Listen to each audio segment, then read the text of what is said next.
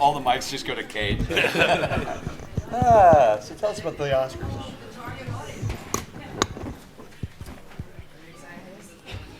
They're giving us our phones. Thank you. Do we have? Is there a plus me? Hop in. No, you sit next to George, and he can kick you under the table. Look at all the shit we get. Yeah, look at the things they give you. Thank you so much. Is Bill not? Bill's next to you. Where's Bill? No, there's no names. Bill, you want to sit here? Hello, bonjour. How are you, my friend? Oh, buongiorno. Come stai? Non c'è male. Not so much.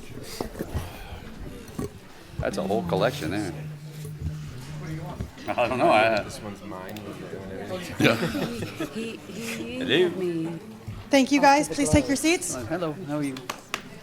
I Good. emailed him this morning. Very good, very good. He taps. Did you guys get something to eat? He doesn't.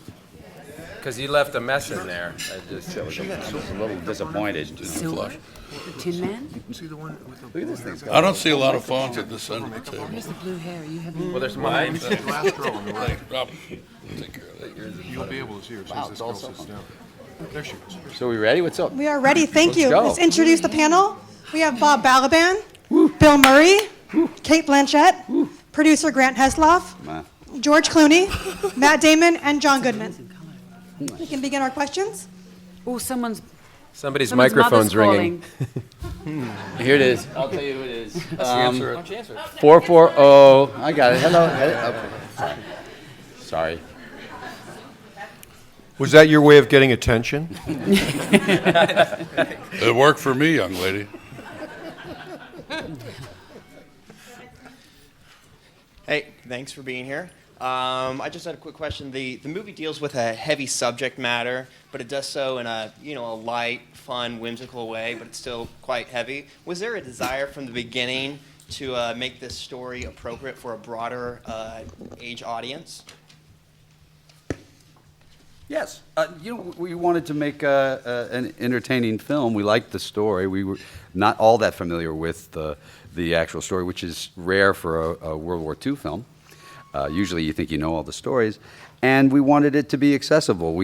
I like all those sort of John Sturges films. We liked even we thought of it as sort of a mix between Kelly's Heroes and The Train. And we wanted to make it, we wanted to talk about a very serious subject that's ongoing still, and we also wanted to make it entertaining. So yeah, that was the goal.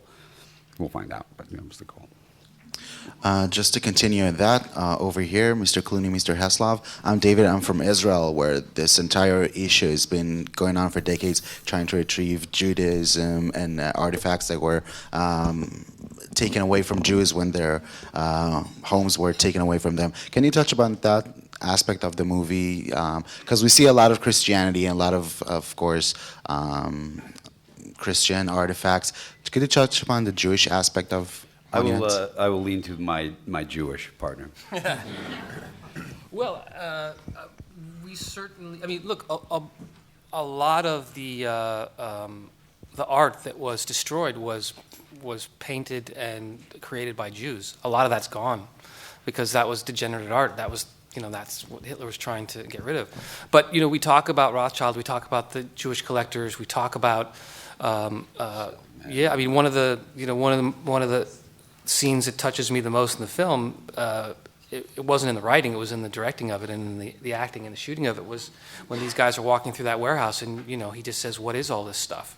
And she, it's people's lives. Who's? Jews. And you can actually see that photograph is a real, it's a real photograph. They just collected all of the, in Paris, they collected all of the belongings of Jewish families and in fact set up rooms that looked like living rooms for like a showroom, like showrooms for blocks and blocks and blocks. We talked a lot about the idea that we hoped.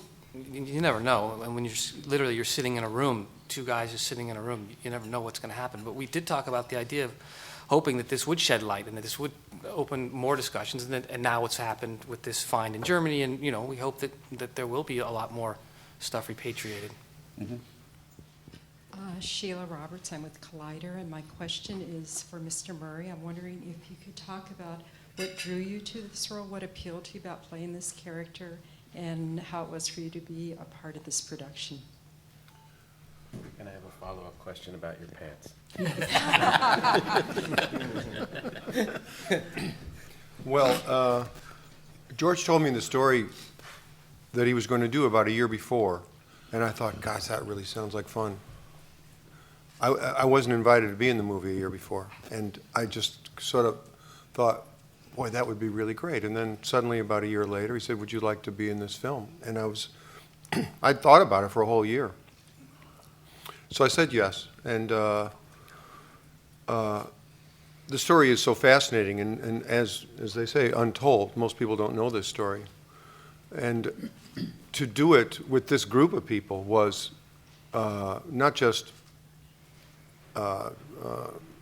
ennobled, because they're all so good. Everyone's such a good actor, but they're so much fun. We really just, I watched the movie for the first time last night, and on a number of occasions I went, oh yeah, we got this shot, and then we sat down and we laughed for about 40 minutes after that. Oh yeah, we stopped right there, and then we just started cracking wise and laughed for about 40 minutes right there. And it was like that. George and Grant take great care of everyone on the job. I've never been so well taken care of on a job. I never felt so protected and covered, and all of us as actors, everyone had great scenes to do. Everyone had a chance to have a turn, to do a wonderful piece of work. Everyone had great scenes, and we got to see a wonderful story unfold. We got to go to great places. We got to eat well. We laughed a lot, and we would. And I think we'd all do it again tomorrow if we had to start tomorrow. And if enough people see the movie, we will. So please tell everybody you know to go see this movie. The sequel. The whole Italy part. Oh, we're going to do a prequel, maybe. Maybe a prequel. Yeah, sure. With younger actors. Wait, what? Wait a minute. Hi, I'm Dr. Iris Moore, and I'm representing Jerusalem Post, Israel. So my question is, the impact of Schindler's List is still felt 20 years later, and it marks 75 years now for Kristallnacht, and we still have 600 pieces of art that are still lost, and 500,000 Holocaust survivors are only alive now, including my dad, who turned 80 this year. So my question to you, having done the research for this film, what do you see the impact of Monuments Men? Where do you see this really going into the future, and what being done about the lost art? Or even if the art can be returned, what can you see happen as a result? Well, there's a lot to that. A lot of questions. First and foremost, there's so many elements of it that are tricky. There's a lot of this art that has been found and is in other people's homes or museums, quite honestly, and some of it is repatriating that. It's a long process, and it's not particularly easy. There are places, of course, in Russia. There is a generation of people who believe they lost 25 million people, and to the victor goes the spoils. And keeping it, generationally, it seems to be getting more towards returning it to the rightful owners. Sometimes it's tricky because it's very hard to raise sympathy for someone named Rothschild who had the largest private collection, because people think, well, they're pretty wealthy, and that's not such a big deal. Although, of course, you want it to be returned. It is a long process. It is a continuing process, and quite honestly, it's also about looking at, the loss of artifacts and art that's going on in Syria right now. It's it's understanding how important this, the culture is to each of these countries, and trying to find a way to get them back. It's a long process, and it's gonna, if this raises some awareness and opens up some discussions on it, this art that was found in Germany recently, with about $1.5 billion worth of art. Some of that art was actually art that was found by the Monuments Men and given supposedly back to the people who were to then give it back to the original owners, and he didn't. The guy kept it. So it looks like that art's going to get repatriated as time goes on, and that's a good thing. So if it opens up the discussion a little bit, that's really helpful, I think. But it's something we're learning more about as we day to day as we go. Hi, good morning. I'm Raymond from the Philippines. My question is for Kate. First, the obvious, congratulations for your nomination. And if we could get your reaction to that one. And then my second question is, I thought you would be working with all the guys in the movie, but watching the movie last night, your scenes were mostly with Matt Damon. I know. Can you imagine my disappointment?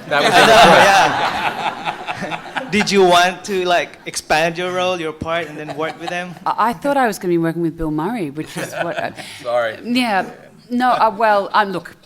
I'm deliriously happy about the first bit, and was deliriously happy about this. It's interesting what Bill was saying, because I felt like, in a way, George, as we all know, is such an incredible raconteur, and I think that carries across into the way he makes films, and also the way he tells stories about what's going on in the rest of the world, in the other part of his life. And in a way, this film is a synthesis of those things.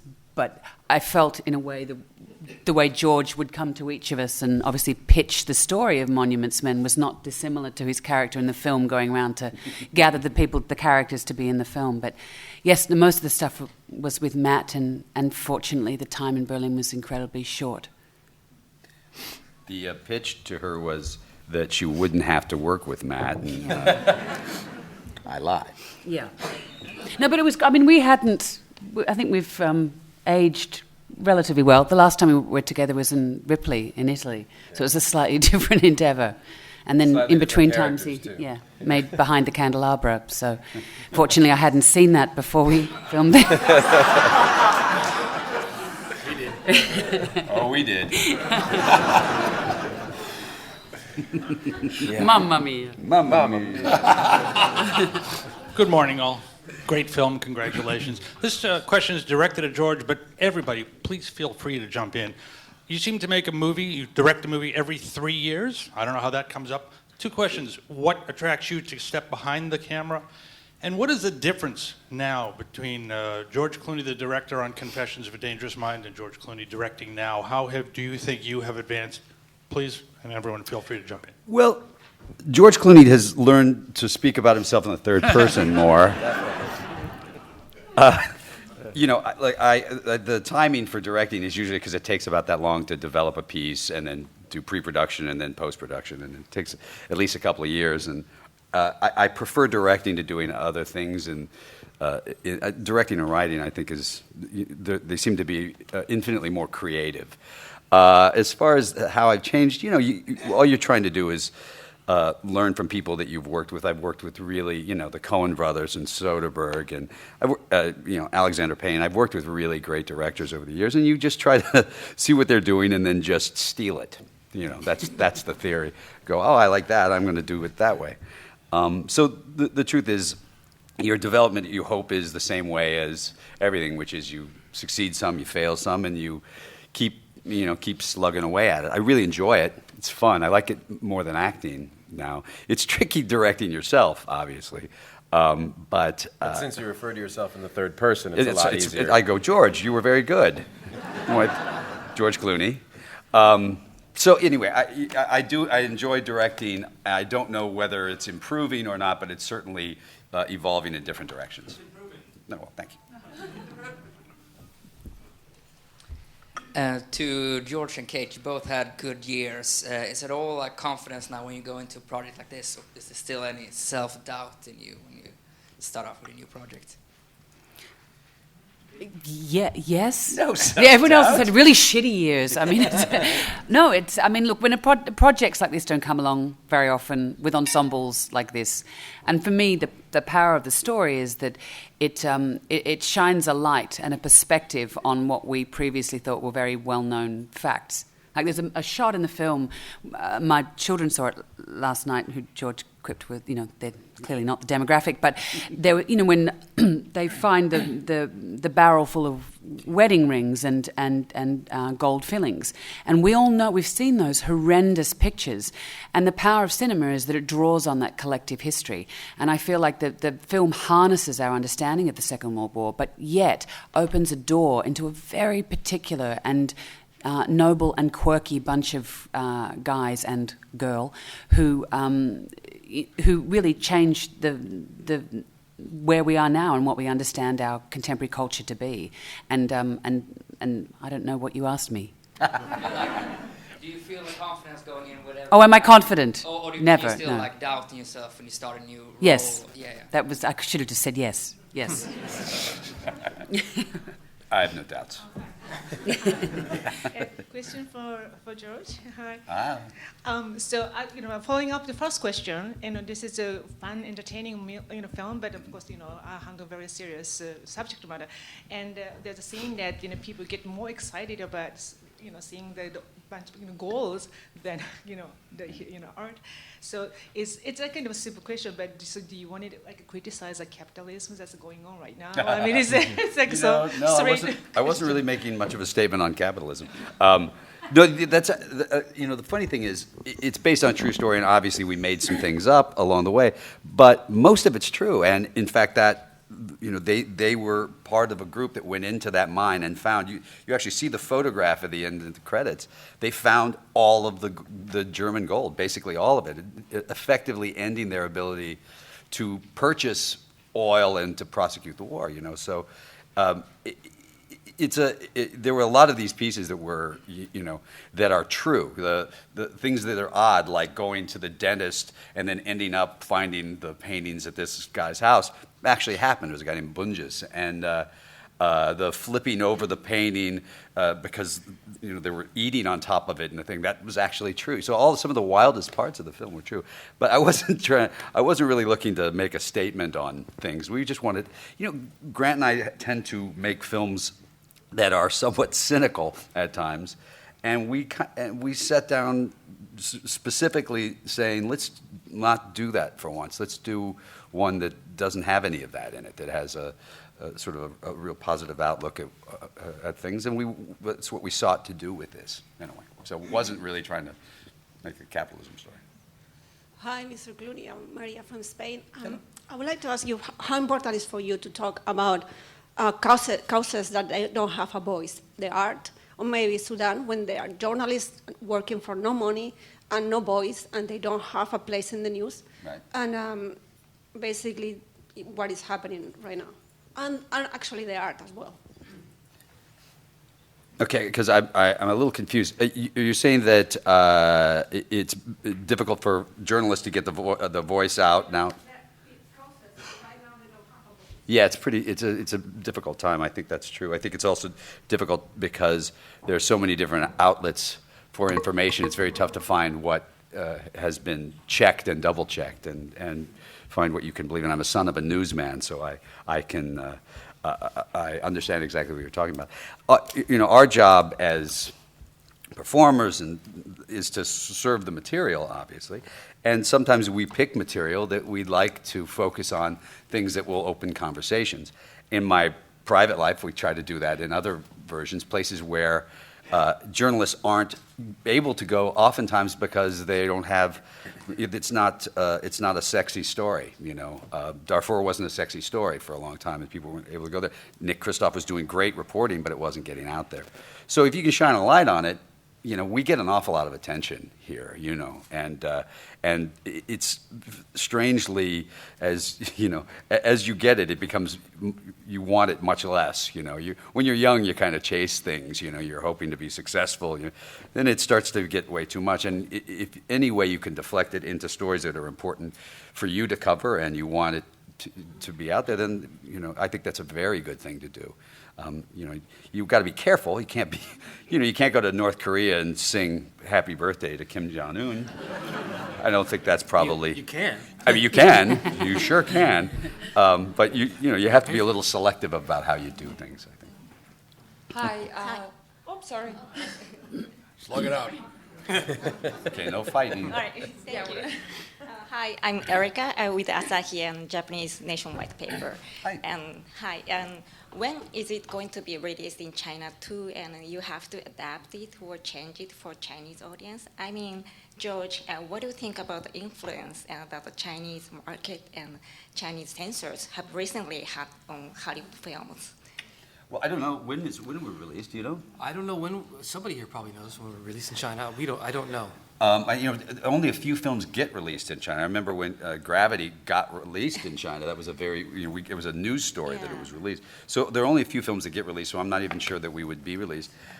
Look, you hope that it would be, and obviously we don't have much control over what happens to the film when it actually ends up in certain places. I think if you guys saw the posters they did in Italy for 12 Years a Slave, and it was a picture of Brad Pitt with his hair down, and you're like, and horrified Brad, but could you imagine, so there are places that when you get overseas, the different marketing and different sensibilities that you hope would stick closer to the story, Yeah, I mean, many films have to change some They do. plot. Yes. Yeah. What do you think about the situation? Well, I think that we should still have World War II in the story if we do it. And we should definitely win. Still, we should win the war. Yeah. Like those things are not negotiable. You can't negotiate that part. Okay, hi. First of all, congratulations. Can you tell us about the process of casting all this great team? And on the other hand, scenes like the one from Christmas that you're great, everybody's great, but especially. Can you explain to us how do you work in scenes like that? The Christmas scene we wrote specifically knowing we were going to use that piece of music. A good friend of mine, his daughter, his 16-year-old daughter, is just an insanely talented singer. And I had her record that at her school. She recorded that song.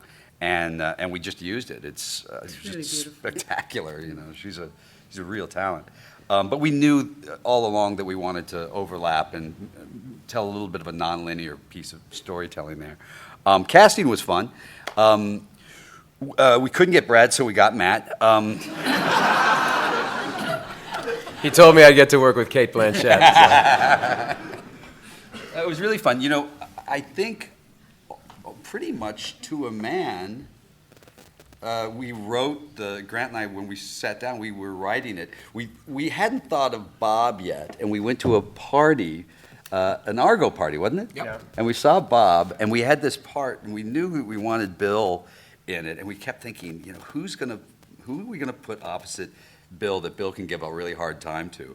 And then we were at this party with Bob, and they looked over, and I was like, oh, it's perfect. And Grant was like, it's perfect. And so we called Bob up the next day, and he said, but the rest of the gang, we wrote it with them in mind, so that helps a little bit when you're writing. Don't you think that makes a big difference? But now it's terrible. I have to go to all parties now.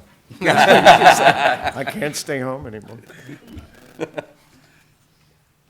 I think I'm next. Sorry about that. I have a two-part question. Talk a little bit about shooting in Germany and what it was like.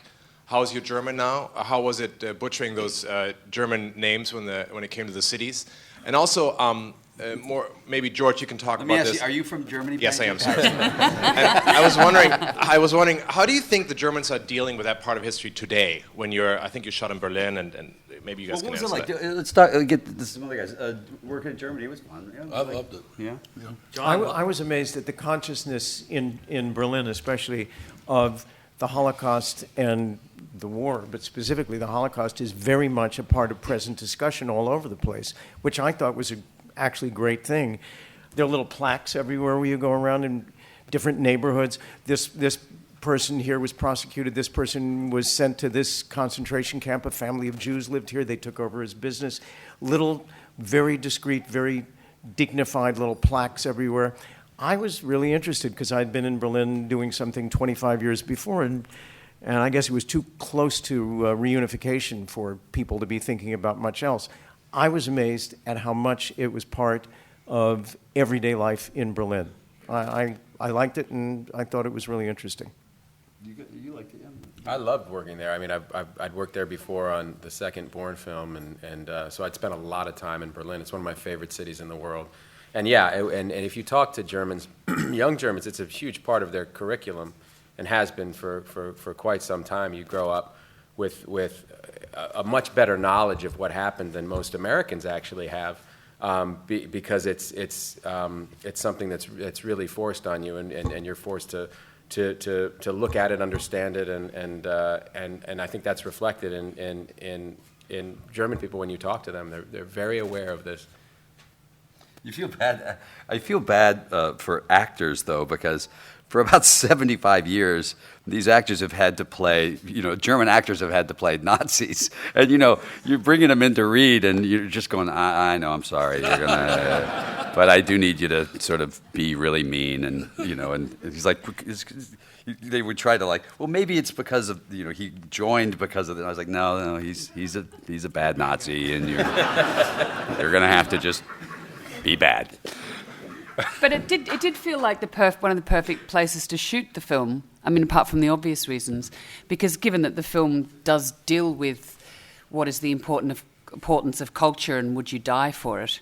I mean, it is a country that's absolutely had to, since the Second World War, ask itself massive moral questions, and it's reforged its identity based on culture. I mean, the amount of artists living and working in Berlin is unparalleled, and it's one of the strongest economies, not only in Europe, but globally, and it's because of its understanding of the importance of culture, and I think that so it felt fantastic to be working there on this. George is pretty well known for playing practical jokes on set. So any of you guys became victims of that? We signed something that we wouldn't reveal any of the horrendous I'm sure atrocities. George, you wouldn't mind, right? Anybody outing that? Or? I read somewhere that he took in my wardrobe by 1/8 of an inch. Every other day. Every other day had the wardrobe department do that because he knew that I was trying to lose weight.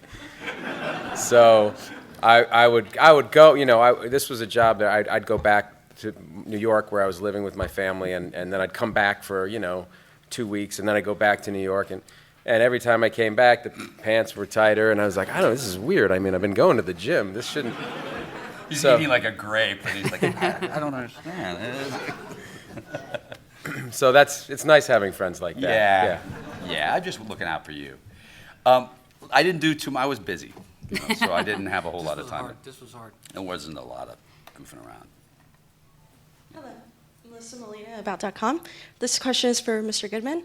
I wanted to ask you about working with Jean Dujardin, who unfortunately isn't here right now, and for the rest of the cast, just the overall process, just kind of buying and getting together, because it looked like one big happy family. It was a blast on set. Yes.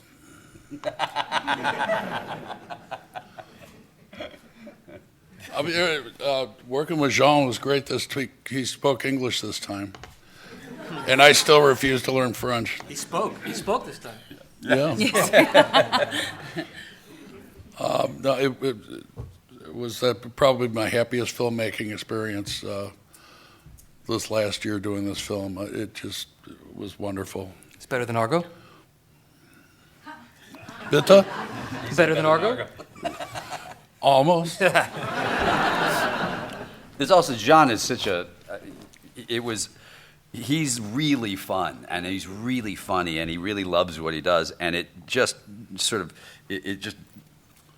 everybody gets it. When the minute he walks in the room, he's just funny, and every single prop is, you can do something hysterical with. He's like the French George. Yes, I mean, yes. they're like twins. Yeah, thanks. Unfortunately, that's not reflected in this press conference this morning.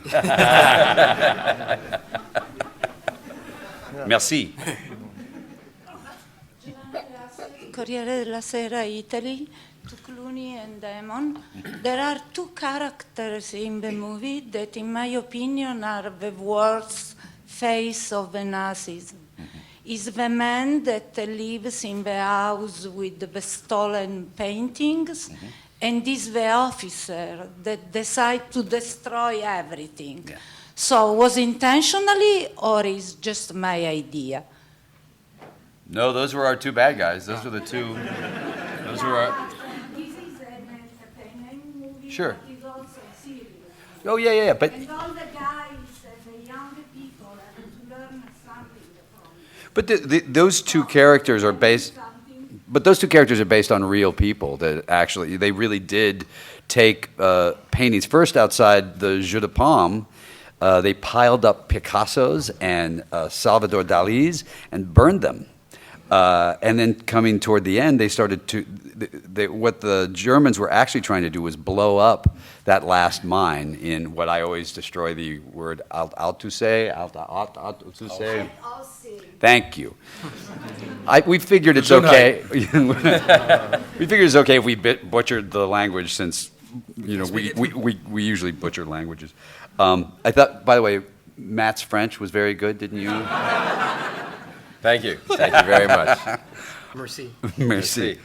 But they were based on real people, and those were real things that were happening. So it wasn't hard to make them bad guys. I love the two wonderful actors, though. I have to say, just great performances. Hi, I'm Celia from Norway, and my question is for George Clooney. When it comes to motivation and inspiration, do you feel that it has changed from when you started out as an actor? And can you tell me a little bit about what it is? Well, when you just start out as an actor, you're just trying to get a job. I wasn't really motivated to be the sixth banana on the Facts of Life, but I was thrilled to have the job. So things just change as time goes on, and I think Grant and I, as partners for a long time, have been interested in trying to find stories that are unique, and also stories that aren't necessarily slam dunks for the studio to make, that will require us to sort of pick up and carry in. This one, as the cast grew, I think became a lot easier to swallow. But it's hard to make films like this. It's hard to get Argo made. It took us a long time to get Argo made. It's hard to get, Good Night, Good Luck. We had to mortgage my house for it, and so there's a bunch of, we're just trying to do films that are not necessarily, that you wouldn't necessarily walk in and everybody says, okay, yeah, that's an easy one. And sometimes they're successful and sometimes they aren't, but they're the ones we want to make. And so that's all. I think all our inspiration in general is to try to get stories made that if we didn't sort of go after them, probably wouldn't get made. That seems to be, because the others are going to get made anyway, So that's what we're trying to do. My name is Naomi. I'm with the Jewish Journal. And George, I wanted to ask you, getting back to the scene that Kate mentioned, because it was such a quietly intense but brutal scene in a way, the one where they discover the barrels inside. They're not sure what they are, and then their gold teeth, and then they're just stunned and dismayed. And I wanted to ask you what inspired you to write this scene, which touches on the Holocaust, and how important it was to show that aspect of what was happening in the film. It's in the book, though, isn't it? That scene. They found barrels of glasses and teeth in the monuments men when they found all the gold and wedding rings. We actually, in reality, they found barrels and barrels and barrels of stuff, and we talked about the idea of somehow making it smaller would make it more impactful. And more personal, and I don't know. I think that not only did George direct that sequence brilliantly, but that when they're all going up in the elevator and Matt's reaction, it's all, it's beautiful. It's a beautifully done piece of work, but it's also, we talked about the idea. This was a balancing act because this isn't a movie about the Holocaust, but you can't not address it. And this was our way of addressing it without getting too far off track of the story we were trying to tell. Hi, my name is Jorge Carrion. I'm with Desde Hollywood here in Los Angeles. What I loved about the film was this statement about why art is important to protect. And for all of you, I'm curious, what is it about art that inspires you still today, and why these types of films are important for us to kind of preserve some sort of cultural legacy, because we're living in a very cynical time. Mr. Arpa, why don't you tell? Well, one of the things that attracted me to this was I'd always known about the stealing of the art, but never really the extent of it. And the question that the movie posed specifically, and I thought it was great that, George, your character actually has said this a couple of times in the movie. Why is it so important that you should kill so many people, but also try to eradicate their culture is so significant. And it's something very hard to get across, I think, in another piece of art, in a movie. And I thought the script and then the movie did it beautifully.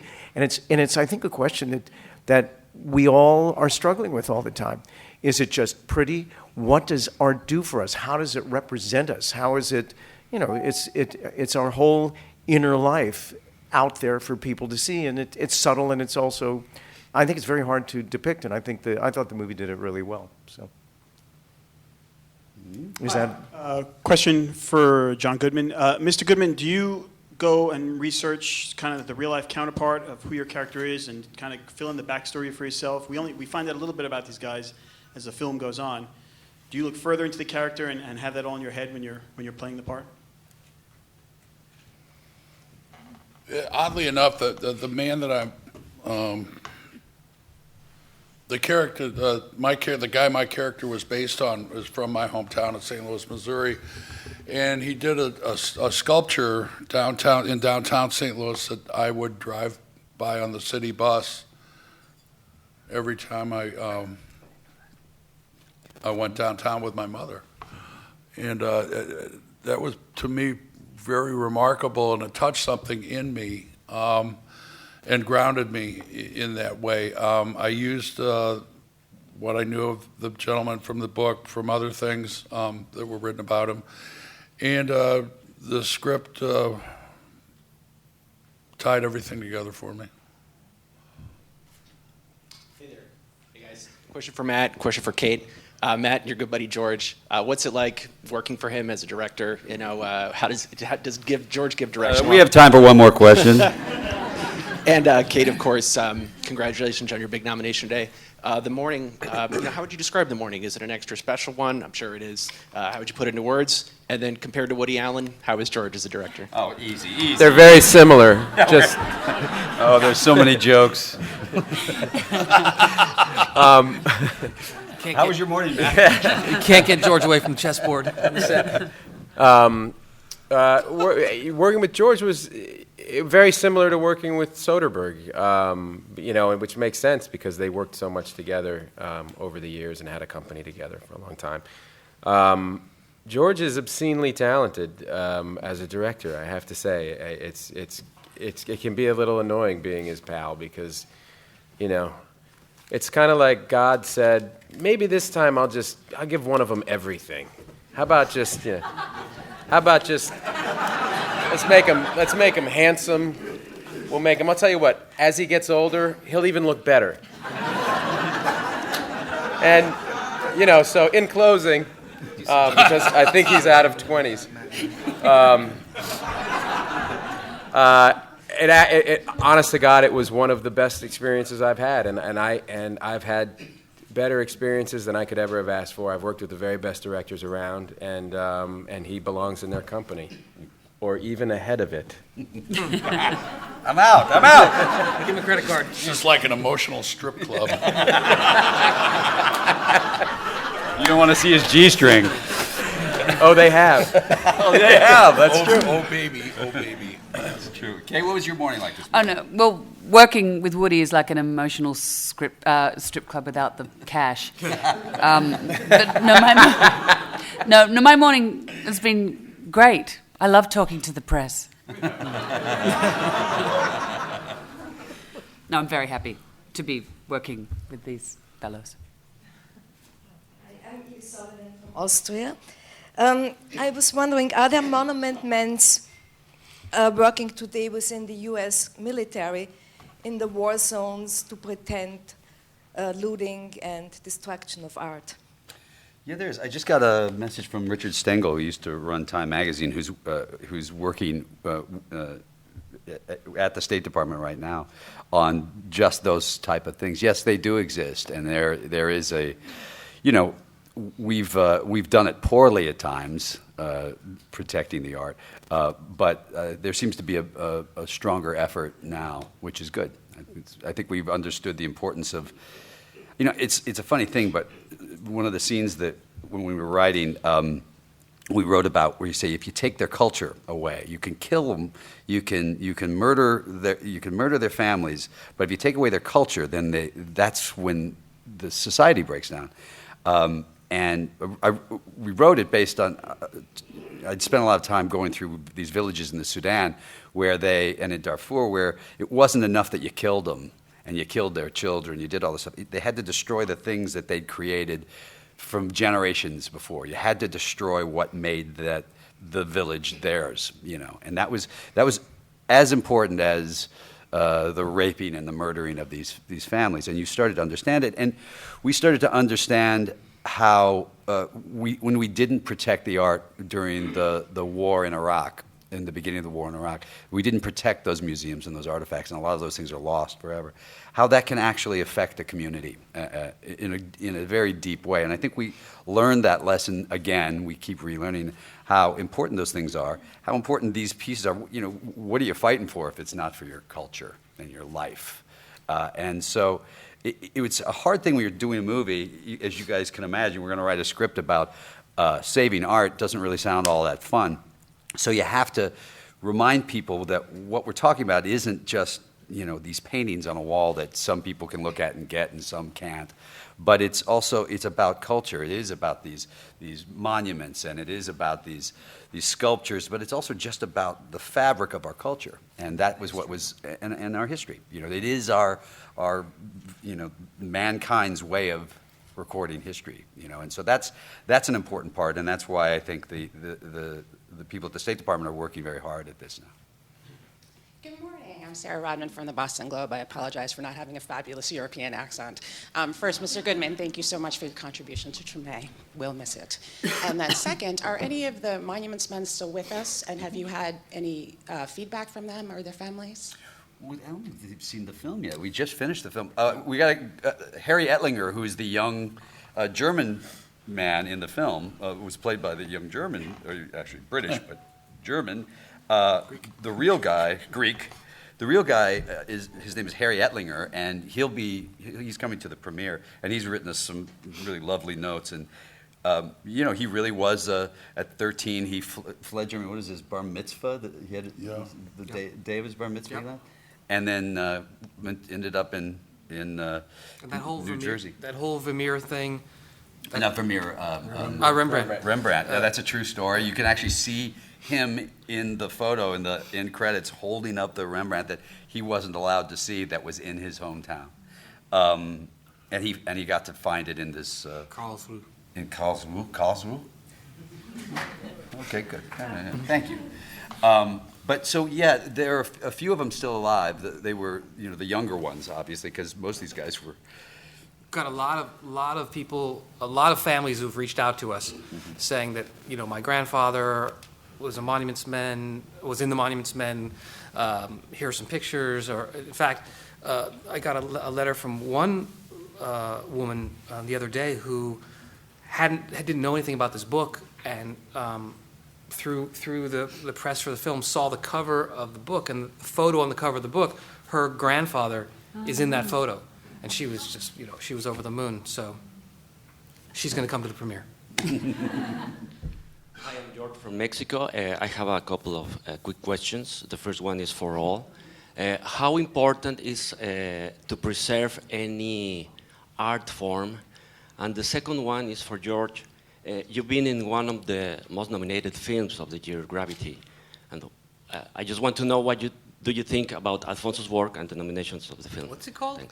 Gravity. It was a film. It was an astronaut film. It was I thought the film fell apart about half an hour into it. Gravity. Yeah. Oh, the Sandra Bullock movie. Yes. Fantastic. Yeah. Fantastic. Yeah. I didn't see it yet. You didn't see it? Alfonso Cuarón is, again, one of the great geniuses in the game. He really is a genius. He hasn't made a bad film. He has great love of what he does. I can't tell you what an honor it was to work with him and see what he was doing. And man, I'm telling you, we had no idea what was going on because it was 2 years of post-production finishing that film. It was crazy. They were doing stuff that they hadn't even invented yet in terms of CGI and stuff like that. So Still haven't even invented. They're inventing now. Yeah. But anyway, it was great working with him and fun. And what's the other? Preserving art. Anybody? What was the question about? It was about what? There are some art forms I don't think you need to preserve. Yeah. I mean, interpretive dance. Interpretive dance. dance. I mean, for me, like my interpretive dance, I don't think you want to see Boy, that. are you gonna get letters now? Finger painting. Finger painting's important. I think it's a building block for kids. I think we need to keep it. I like the smell of Play-Doh. So you want to keep Play-Doh in? Yeah. All right. I still eat the Play-Doh. Boy, you're gonna get more letters. Last question. I'm actually, I write for the National Education Association's NEA Today, and the film is filled with these great teachable moments. It's actually a two-part question. So this is for George and for Grant about your choices, because there were really wonderful quiet moments, like the choice of the Burghers of Calais as the statue that appears toward the end. But then for the actors, I'd really love to see your characters. Some of them are composites, some of them are real, but you had to make some choices to make your character really sing for you. And so I'd love to hear from all of you about that. Well, we'll tell you quickly about the Burghers of Calais. That's also really happened. The soldiers snuck up there, but the Burghers was actually sort of hidden in trees. The castle actually was surrounded by trees, and it was just stuck in these trees outside. And when the guys showed up, they thought they were soldiers, and they hid behind the trees and thought they were going to take a shot at them, and then realized it was a Rodin. So that part was true. That's one of my favorite moments too, when Matt just goes, "It's a Rodin." And the story of their sacrifice too, the Burghers' sacrifice for the village. Sure. Yeah.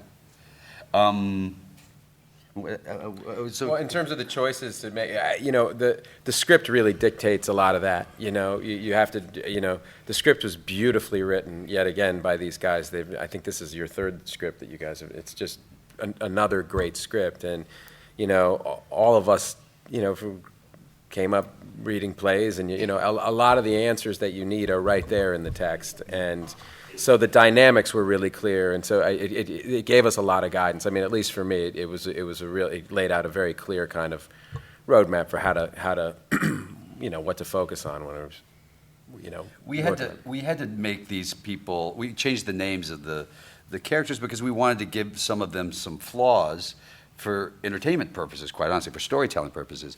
So you don't want to take somebody who's real and heroic and give them a drinking problem. It's not really kind of fair to do. So we changed the names because we wanted to be able to play with the story some.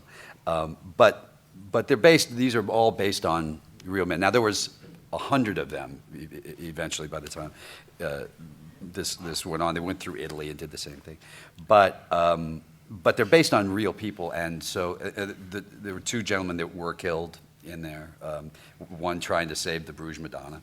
So they really are based on sort of real people all the way through, and of course our lovely Rose Valland, which is, I mean, it was pretty close. I mean, wasn't a lot of that stuff was pretty accurate. Yeah, I mean, I think what I found really inspiring about her, and I think about all the characters, is they were such unlikely heroes and heroines, and Rose Valland, on who Claire Simon is based, was utterly alone, and would write all this stuff down on the back of her cigarette papers and put them into this book, which any day could have had her killed. And I found that the fear that she had to surf on a daily basis really inspiring. But I think Crisis in the World War II was one of the most monumental crises that we've faced as a species. It really reveals who you are, and I think that's what I find really ennobling about the Monuments Men and Rose Valland. Thank you, guys. Thank you, guys. Thank you.